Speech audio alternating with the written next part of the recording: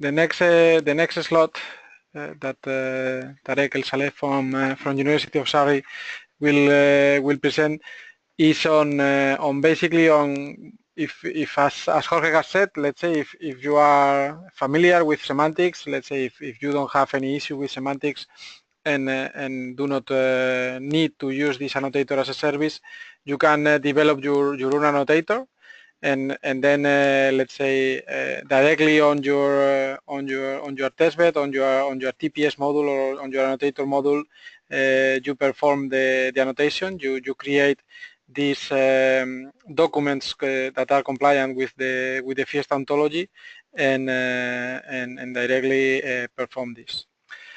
And also linked to this and also in the same slot, Meng Xuan Sao from EGM will present this aspect that we were mentioning before during the authentication and authorization slot about this first step or this mandatory step of you being validated and certified as a testbed or a certified testbed before you get upgraded to testbed admin, and thus you can actually start registering devices and also injecting observations towards the FIESTA platform.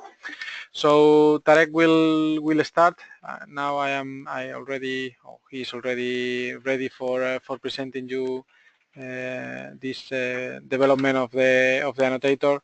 And Tarek, whenever you are ready, you can proceed.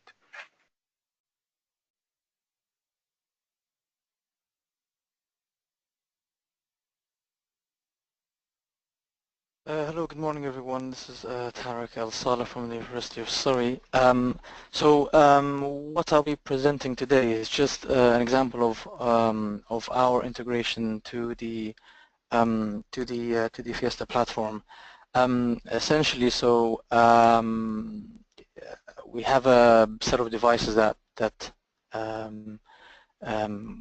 we have for our testbed to integrate. Obviously, these devices come with their own proprietary descriptions. So what we've done basically is that we've created a very simple JSON model that covers the aspects that the FIESTA ontology requires. Basically, we've actually created this simple format so that it's reusable even for other annotations for other other purposes as well. I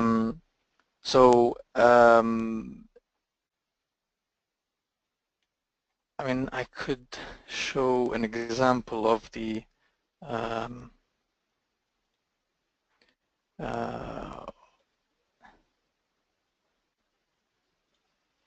resources that we have. So I just think I'm having a problem with the domain names this morning, so I'll just try to put the IP address.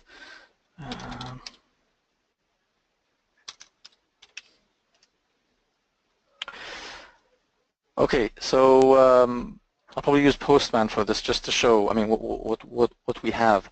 So essentially, we have a very simple description that captures the information required by FIESTA.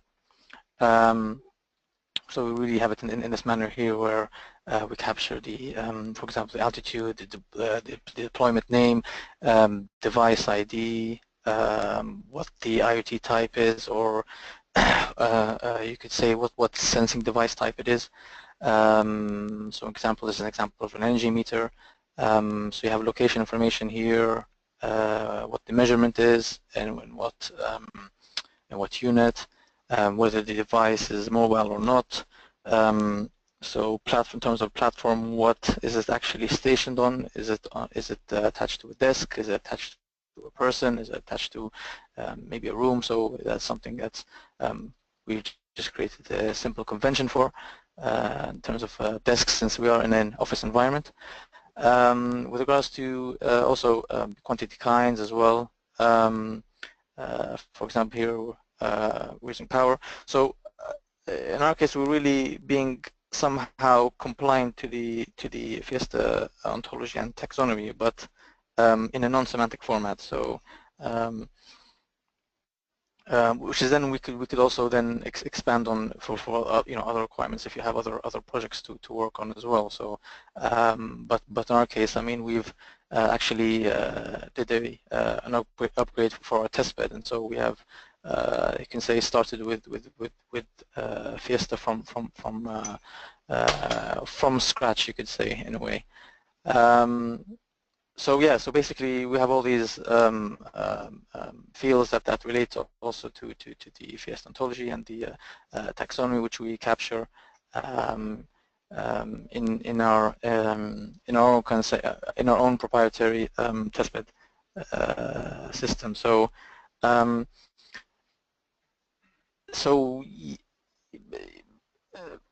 basically also, okay, when it comes to actually retrieving the data, sorry, I'll have to do this. I mean, I don't think that this for some reason doesn't. Oh, it does work. Okay, it's back on.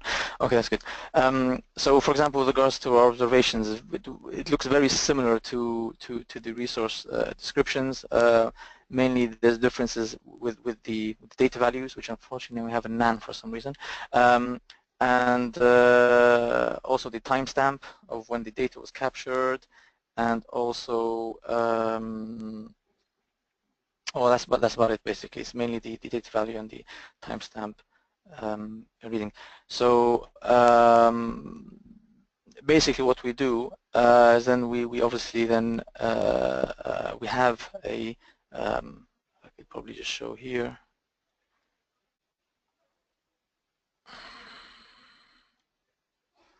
So in our system, hopefully this is clear enough.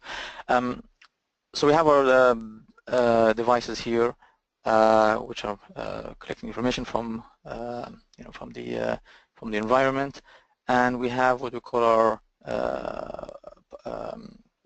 polar processes, which actually collect the information from these devices and then push them to our data broker.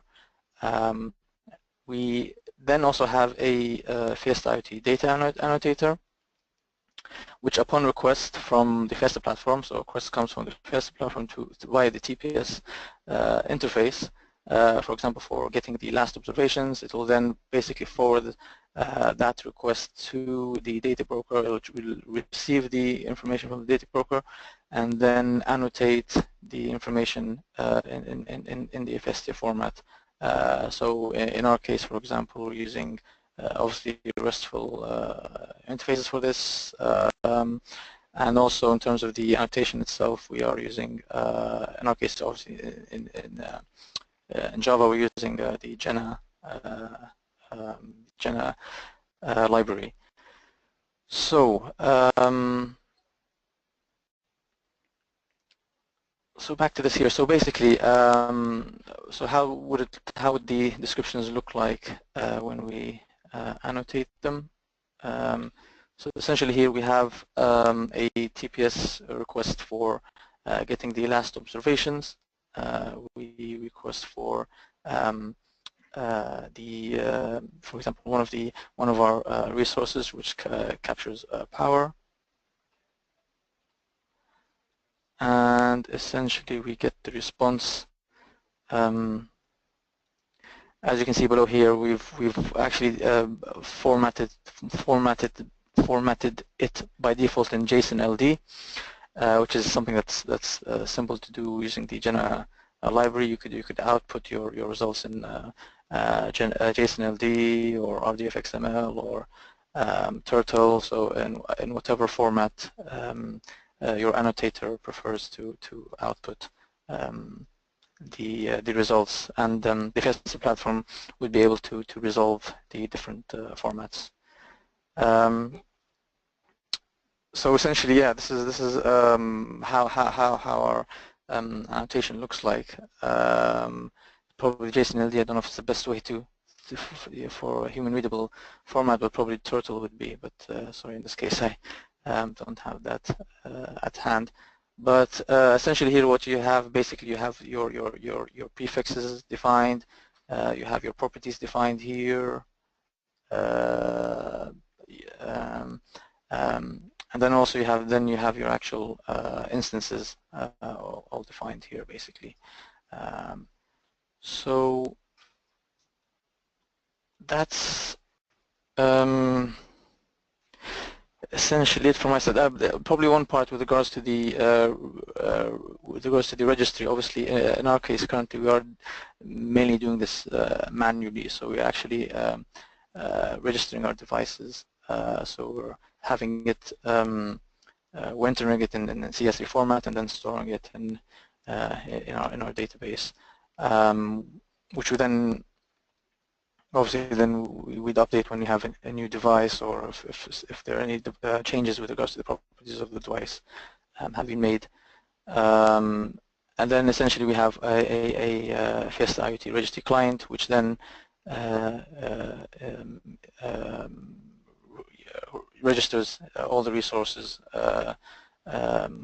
associated with the testbed at the IoT registry. I think that's essentially it from my side. I don't know if I've missed anything. If there's, I mean, I'm happy to. If there's any questions or queries about or clarifications, please ask.